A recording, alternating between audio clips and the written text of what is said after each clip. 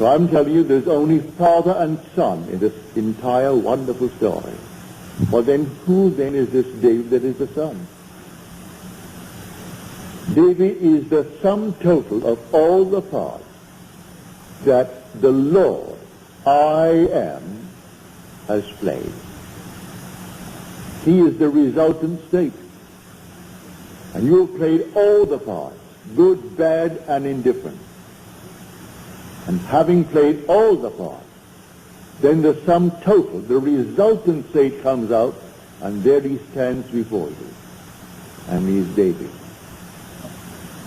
David is the resultant state, the Christ, the anointed one of the Father. And it takes him to reveal you as God the Father. And everyone is going to have this experience. There's a lady here tonight who had this experience back in November. Said, I came upon this beautiful youth of sheer innocence, about 13 years of age, ruddy of complexion, as described in the 16th chapter of 1 Samuel. And he came to me and he said, you are in the fatherhood degree. And I said to him, how do you know? He said to me, I know. I know. And then the vision faded. Then she said, I had this experience. I saw 3 men walking towards me. They were all with a heavenly smile on their face. As they approached, they so resembled each other they could be triplets. They could be brothers, but triplets. They were so completely alike as they approached.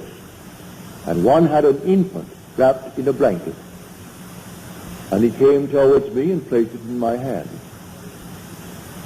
And I took the infant, and I knew it was my child.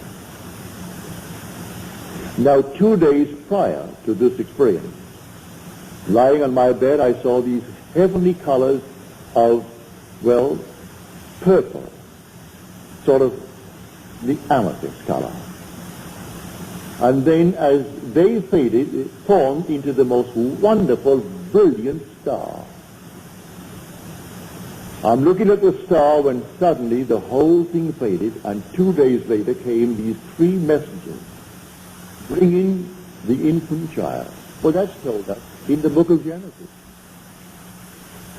Abraham sat in the heat of the day, as he sat in the tent, and 3 men appeared to announce to him that he would be a father,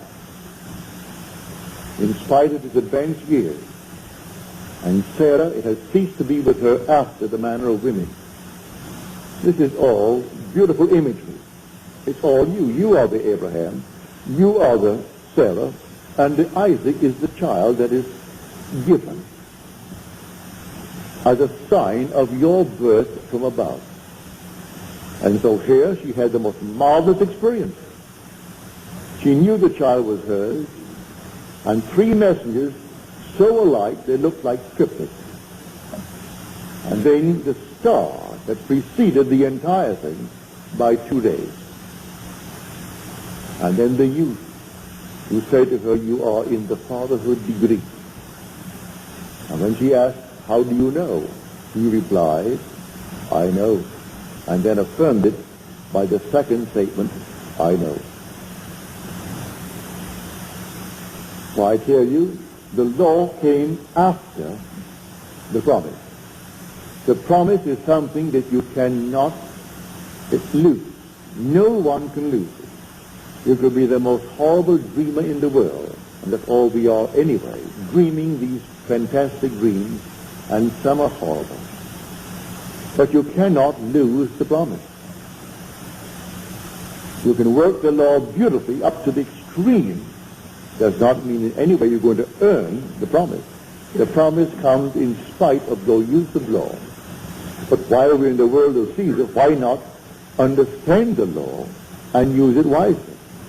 Every moment of time you must be watchful, aware of what you're imagining. So here, Fawcett said, and I think it's a very marvelous statement that he made, the secret of imagining is the greatest of all problems, to the solution of which all should aspire. For supreme power, supreme wisdom, supreme delight lies in the far-off solution of this mystery. There are so many facets to it. Here I stand, and I say I'm all imagination. But am I really here based upon the evidence of my senses? Can I not block out what my reason and my senses are dictating and be elsewhere? Can I not imagine myself to be elsewhere and view the world from there, instead of wanting to be there and viewing it from here, which tells me I am not? Well, try it. You can be any place you want to be in this world. Man must be wherever he is in imagination, for man is all imagination.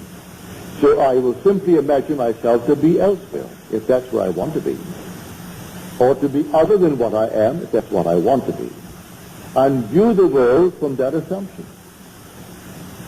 Go forward and prepare the place. He says, wherever the sole of your foot shall tread upon, the same gave I unto you. Wherever the sole of my foot treads, he gives me. For they don't remain here all the time if I want to be elsewhere. And the elsewhere need not be spatial. It could be in a financial manner. It could be in a social manner. It could be in any manner. And so I would dare to trade on a different level. I would dare to assume that I am that which I want to be. I'm treading on it. And I must be wherever I am in imagination, for I am all imagination. Man is all imagination, and God is man, and exists in us, and we in him.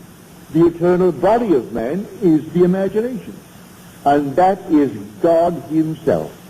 The divine body we call Jesus is your own wonderful human imagination.